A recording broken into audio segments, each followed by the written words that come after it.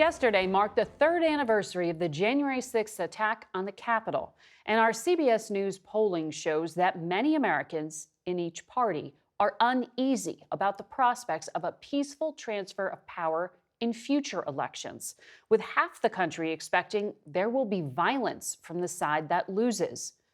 Our polling also shows that 3 in 4 Americans see the situation at the U.S.-Mexico border as either a crisis or a very serious situation. That 45% is a notable increase. Both of those issues, democracy and immigration, are dominating the campaign trail as we head into the last week before the first votes in the 2024 election are taken in Iowa. But first, we traveled to Eagle Pass, Texas last week and caught up with House Speaker Mike Johnson, who led a delegation of 64 Republican members of Congress to the Texas-Mexico border on a fact-finding tour. We have a humanitarian catastrophe here, and of course, huge national security concerns. What we saw is, in some ways, difficult to describe, just the magnitude of the chaos here, the number of lives that are adversely affected, the minor children that are being trafficked into the country, and the fentanyl overdoses and poisoning that has been a scourge on the country. These are transnational, dangerous criminal organizations. And the maddening thing about it is that the White House is allowing all this. These are policy choices that created this chaos. And it is thus policy choices that could change it. And Which that's what we're policy trying. choices do you think need Well, to be changed? on his first day in office, President Biden came in and issued executive orders that began this chaos. Remain in Mexico is one of them.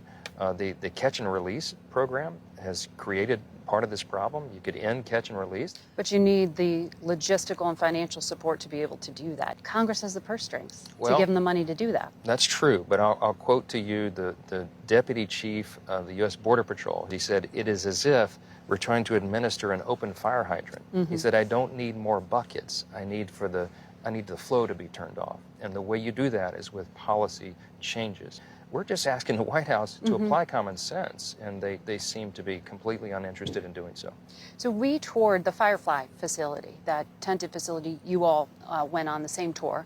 And what we were told is there is a need for consequences, Border Patrol officials say. But they also need the money. They need the resources to be able to process. They said they didn't have enough men. They didn't have enough logistical support to even deport people when they wanted to do that. So Can you look them in the eye when you talk to them and say, I'm going to get you the money that you need? Because that is part of the challenge. We did look them in the eye. Many of these, from the top officials to the rank and file, and they all say the same thing. Please stop the flow. Are you saying you wouldn't authorize new funding to help out those agents with what they say they need unless it is matched with these bigger policy changes? Right. I think anyone with common sense would tell you that you cannot throw more money at a bad system. We don't want to empower more of this. The White House, the administration, Secretary Mayorkas have put a welcome mat out. But you couldn't even go through the deportations that you would like to see happen without the funding to actually have the process function. ICE has the capacity to hold 40,000 beds. That's not nearly matching what you're describing. In a triage situation, you have to stop the flow first before you can commence with the surgery. And we're hemorrhaging here, and everyone knows it. These are very, very real and immediate issues. It is a crisis. Absolutely. So don't you need the help of the Homeland Security Secretary instead of trying to impeach him? We've been asking Secretary Mayorkas since he took office to enforce the law, to do his job, and he's done exactly the opposite. He's testified untruthfully before Congress repeatedly. But why focus the congressional resources on going ahead with an impeachment when they could be dealing with the actual issues here on the ground? I believe Secretary Mayorkas is an abject failure, but it's not because of incompetence. I believe he has done this intentionally. I think these are intentional policy decisions that he's made, and I think there must be accountability for that. You're going to impeach the guy you need to negotiate with. Secretary Mayorkas is not a good faith negotiating partner. He is unwilling to enforce existing federal law. Why would we believe that he would do any new provision? He's lied to Congress repeatedly. He's lied to me personally under oath. He stood in front of my committee on multiple occasions and insisted that the border is closed and secure when everyone in America knows it's not true. So the senators who are negotiating with the White House right now have not shared the text of what they're putting together with you. Is that accurate? Right. So one of the main Republican negotiators, Lindsey Graham, was with us on Sunday, and he said there were three things that would help get a deal to pass the House: asylum reform, limitations on parole, and re-invoking expulsion authority. Those things are being negotiated. So what more do you need? Well, you've heard us say repeatedly, insisting upon the provisions of H.R. 2, which is our legislation that we passed more than 7 months ago. Provisions of H.R. 2 include reforming that broken parole system, reforming the broken asylum process. But Also, it's got no future in the Senate. Even Republican senators like James Lankford and Lindsey Graham say they don't want it. Biden's going to veto it. Well, so it's dead on arrival. I don't know if you can speak for all the senators. There's a lot who understand why those provisions are important. And the reason is, if you only reform one of those 5 provisions, if you don't end catch and release as a policy, if you don't reinstitute remain in Mexico, if you only fix asylum or parole and not these other things, then you don't solve the problem. You don't stem the flow here. And again, that's the #1 objective, so that we can get a handle on this crisis. Do you believe that more border funding is needed? Because the White House says they want to hire more agents, they want to do all sorts of things, and you are standing in the way in the House. That's nonsense. It's absolute nonsense. They have to solve the crisis here, and throwing more money at the broken system will not do that. All it will But you're not empower. opposing funding. That's what I'm trying to clarify. No, but we understand that Border Patrol needs the necessary resources to do its job. But they can't do the job that they're hired to do unless you change the policy here. But you would potentially be open to what the Senate is negotiating and put it on the floor in the House? It's a hypothetical question. Again, they've not sent me any of these provisions, but I've told them what But you we want a deal. expect. Well, of course we want a deal. Okay. We want to solve this crisis. We have to. We have a moral obligation to do so. Look, you at the end of this month are going to have a majority of just 219 Republicans. You need 218 to govern. Have you talked to the Democratic leader about what it would take to get a bill through? Have you talked to the White House?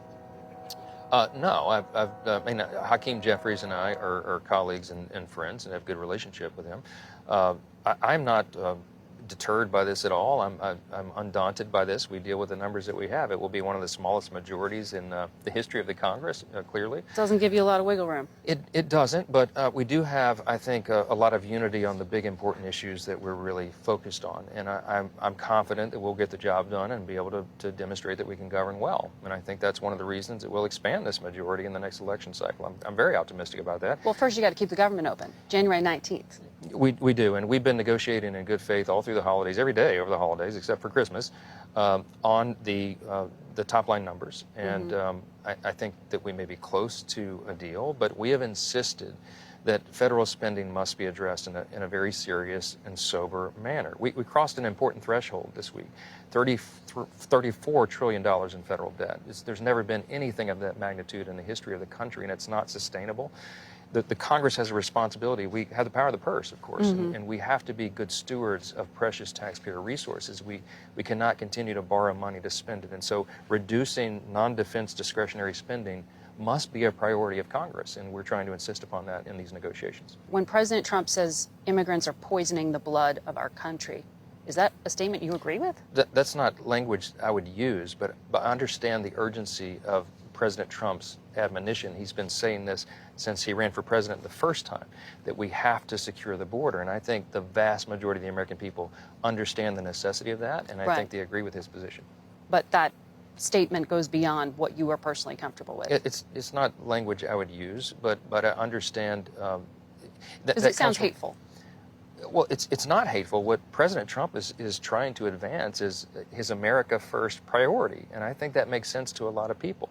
The current president, President Biden, wants additional supplemental spending on national security, but he denies the most important point of our own national security, and that is our own border. And so But that you is can say frustrating that to without him. talking about blood. And President purity. Biden's position is frustrating to us. It's frustrating to the American people, and certainly to President Trump. And I think that's what he's articulating there. The White House declined our invitation to have Homeland Security Secretary Mayorkas join us today, but we will continue to ask for him. According to administration officials and sources familiar with the negotiations in the Senate, a deal to surge resources to the border and make significant policy changes is expected this week. Details are being finalized. Aid to Ukraine is being held up in Congress by Republicans who want to tie it to a border security package, including Johnson, who told us he believes Russia's Vladimir Putin must be defeated, but that the U.S. must, quote, secure the U.S. border before we secure anyone else's. We asked the Speaker if the two aid packages could be passed by February. Speaker Johnson says President Zelensky personally told him that was the date by which he needs the U.S. funding. I think if the White House and the Senate are serious about this and they listen to the American people, remembering this is an 80% issue with the American people, they understand the necessity of what we're talking about. We have to insist upon securing our own country. And also if we get the necessary information and the necessary answers with regard to what is the end game in Ukraine and how will we be responsible with the expenditure of those resources. The White House has not given us the necessary information. Have you spoken with President Biden recently or Donald Trump recently? Yes, both. I mean, yes, I've spoken to President Trump very recently and President Biden, well, before the holidays. Yeah. Do you take counsel from the former president, or what are those conversations like? Well, very friendly. I mean, I've known the president well. I think he will be the nominee, and I think he's going to win the election and be the next president of the United States. So it's important to maintain that relationship. It'll be an important one for the country. Back in 2021, you were the lawmaker who circulated the legal brief known as the Texas amicus brief, challenging the 2020 election outcome in a number of states, which by CBS editorial standards makes you an election denier. That's nonsense. Well, can I get you on the record on that? I've always been consistent on the record. Did you read the brief? Did you get a chance to read what we filed with the Supreme Court? Well, I have read extensively some criticisms of that. You read commentary about the brief, but not what we submitted to the court. But you recognize that President Biden won the 2020 election. Can you just put that aside as an issue? President Biden was certified as the winner of the election. He took the oath of office. He's been the president for 3 years. The argument that we presented to the court, which is our only avenue to do so, was that the Constitution was clearly violated in the 2020 election. It's Article 2, Section 1, and anyone can Google it and read it for themselves. The system by which you choose electors to elect the president of the United States must be done by the individual states, and the system must be ratified by the state legislatures. That is language, plain language out of the Constitution. Have issues with the validity of the 2020 election. The Constitution was violated in the run-up to the 2020 election. Not always in bad faith, but in the aftermath of COVID, many states changed their election laws in ways that violated that plain language. That's just a fact. We presented that argument and those facts to the court, and it was never directly addressed because of the Texas litigation, but that was the only vehicle we had to present that issue squarely to the court. It was completely shut down as an issue, but your colleague Liz Cheney, your former colleague, wrote, Mike Johnson and our Republican leaders had played a destructive role. You, she says, convinced 125 other Republican members of Congress to sign on to an amicus brief that many never read, that made numerous false, factual, and constitutional claims. How do you respond to that and the impression that you might have contributed in some way? No, I don't spend much time responding to Liz Cheney's criticism these days. Liz Cheney worked with the Democrats on the January 6th Select Committee to make all of this even more politicized than it was. She was a close friend and colleague before she made those choices. About you. Which is why she was surprised, she said. Well, I'm surprised that she's giving that criticism because during that process, Liz and I were in constant dialogue about that, and at one point she even considered signing on to that bill. I'll tell you that is a fact, to that amicus brief. And we talked about that at great length, and we had a difference of opinion on the law, and people can agree to disagree on that, but I'm telling you that the plain language of the Constitution has never changed, and what happened in many states by changing the election laws without ratification by the state legislatures is a violation of the Constitution. That's a plain fact that no one can dispute. How do you make sense of the idea that you still have issues with the validity of the 2020 election, but you have to negotiate and talk with the President of the United States, Joe Biden? This is water under the bridge. I mean, when the Supreme Court passed on the Texas litigation and did not address the issue, I believe in the rule of law. This is our system. We move forward. I work with President Biden as the President of the United States. I think that he will be a one-term president, but this discussion about what happened in 2020 is yesterday's news. Well, I want to ask you, though, because a majority of House Republicans voted to authorize an impeachment inquiry into Joe Biden recently.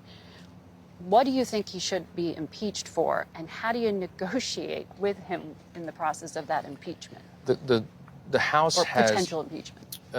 Among the very heavy responsibilities that the House of Representatives holds, next to the declaration of war, impeachment is probably the heaviest power that we have. In the previous administration, we were very critical of the House Democrats because they politicized impeachment. That is not the way that we should handle that heavy power of the House. We do have a responsibility, however, to investigate things that are untoward, and this has happened with the Biden administration very methodically, very carefully, in a way that is exactly the opposite of what the House Democrats did during the Trump administration. And now the investigation is being impeded. The White House has suddenly refused to turn over documents that have been requested and certain witnesses that are key to unwinding exactly what happened. So it came to a certain point that the House had to pass the impeachment inquiry as a measure, because that puts us at the apex of our constitutional authority, because we'll have to enforce these subpoenas in a court of law. That was a necessary step that we had to take. So again, it's still not been prejudged. We've not made a determination that impeachment is going to happen here. So you haven't made the conclusion that you've seen evidence that you'll move forward with this? Well, no, you can't prejudge an impeachment inquiry or investigation. I think that would be a violation of our duty under the Constitution. You have to investigate, and if all the truth where it leads. There is a lot of smoke here, and Congress has a responsibility to find the fire if it exists, and that's what they're doing right now, very carefully. Our full interview with Speaker Johnson is available on our YouTube channel.